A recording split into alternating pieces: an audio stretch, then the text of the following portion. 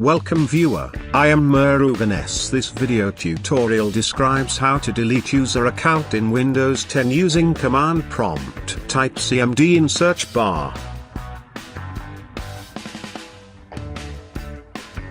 Right-click command prompt, run as administrator.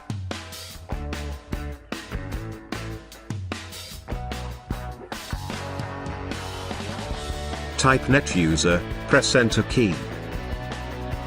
Displays all user accounts including administrator account. I want to delete the username is Newtist. Type NetUser.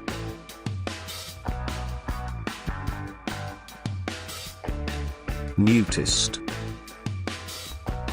/delete, press enter key.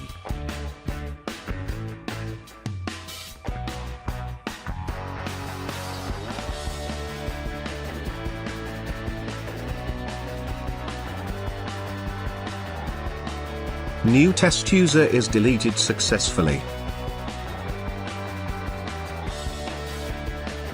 Thanks for watching. Please like, share and don't forget to subscribe my channel. See you next video.